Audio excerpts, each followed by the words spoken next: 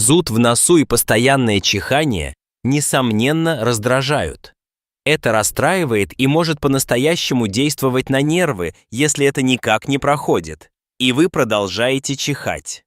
Но когда Гарри узнал причину своего зуда, это поразило не только его, но и врачей. Чихание стало для Гарри обычным явлением. Где бы он ни находился, поблизости никто не чихал. И все это из-за того, что у него невероятно чесался нос. Он всегда списывал это на аллергию или, может быть, на лихорадку. Но, будучи упрямым человеком, отказывался обращаться по этому поводу к врачу. Он просто не хотел тратить чье-либо время на такие глупости. Кроме того, правда в том, что Гарри действительно не любил ходить к врачу. С детства у него всегда был страх, и он изо всех сил старался переждать любые болезни, не обращая на них внимания. Но зуд и чихание продолжались. Но чем хуже становилось, тем больше Гарри игнорировал это. И в какой-то момент это стало для него нормой. Он, в общем-то, смирился с тем фактом, что ему придется жить с зудом в носу и постоянным чиханием. Но проблема Гарри начала сказываться на работе ресторана, где он работал. Он работал на кухне известного ресторана и целыми днями готовил для богатых и знаменитых людей, приезжавших в город.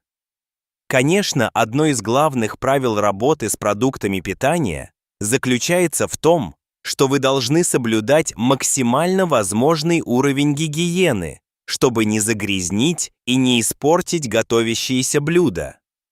К сожалению, при таком зуде в носу и постоянном чихании вероятность попадания микробов в пищу была очень высока. Долгое время Гарри пытался скрыть тот факт, что он так сильно страдает. Но, к сожалению, становилось все более и более очевидно, что что-то не так.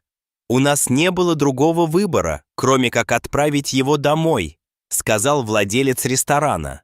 «Мы не могли допустить, чтобы на кухне был кто-то, кто мог бы подвергнуть риску клиентов. Мы посоветовали ему записаться на прием к врачу и все тщательно проверить, прежде чем он вернется на работу». Настал день приема у врача, и Гарри, до смешного нервный, прибыл в клинику. Пока он сидел в комнате ожидания, его мысли проносились с невероятной скоростью. Что с ним было не так? Почему у него так сильно чесался нос? Почему никто больше не чихал так сильно, как он? Наконец его вызвали, и он, нервничая, сел перед врачом, объясняя всю ситуацию.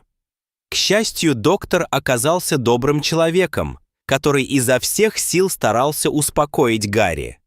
Он предложил заглянуть в нос и посмотреть, сможет ли он выявить какие-либо проблемы.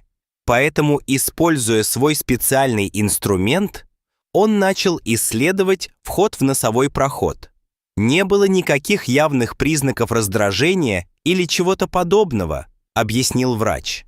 Обычно можно было ожидать увидеть там какой-нибудь посторонний предмет, который просто действовал бы как своего рода раздражитель и таким образом вызывал бы зуд, от которого страдал пациент. Но, насколько я мог судить, все выглядело нормально.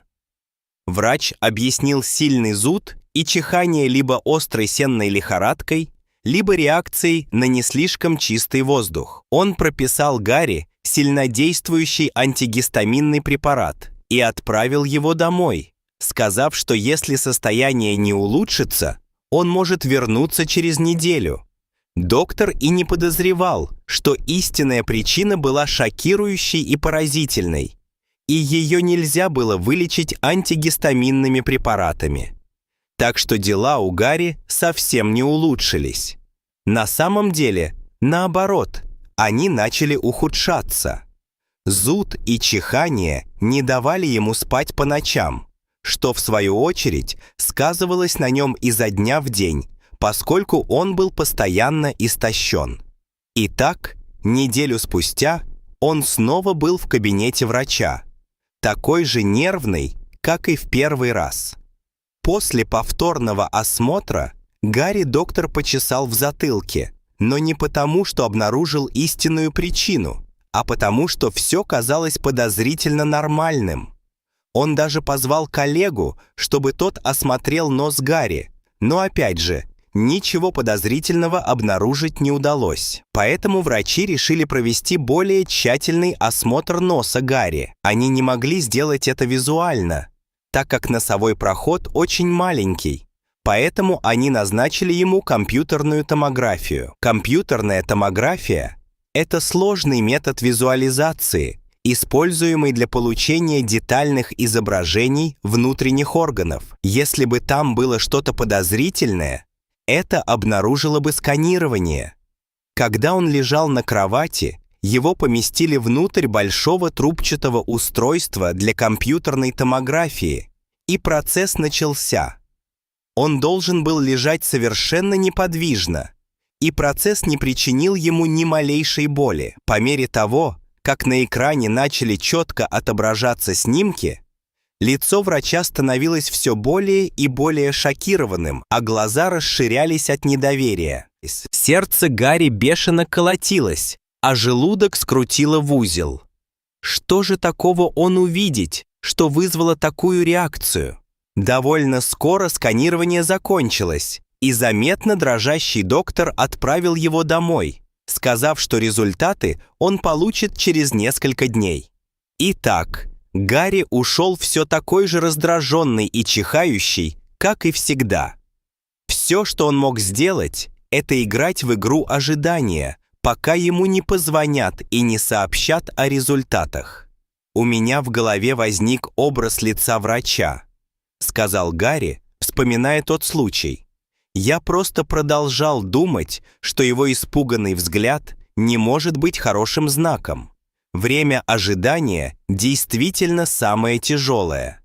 К счастью, только на следующий день ему позвонил врач, и через час Гарри сидел за столом напротив него. На лице доктора было озабоченное и в то же время озадаченное выражение, но после последнего просмотра результатов компьютерной томографии он глубоко вздохнул и сообщил о невероятных результатах.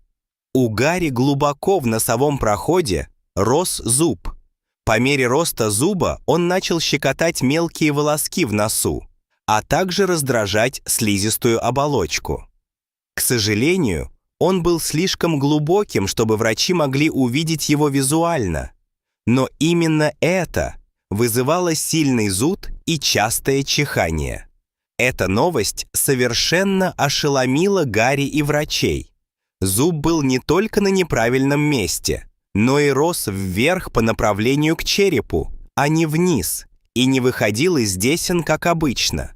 Подобные вещи случаются крайне редко, но это не совсем неслыханно. К счастью, у врачей нашлось решение. Они могли бы хирургическим путем проникнуть в нос Гарри и аккуратно удалить зуб. Это было относительно простое решение, но результаты могли изменить его жизнь. На тот момент Гарри был готов вернуться к нормальной жизни.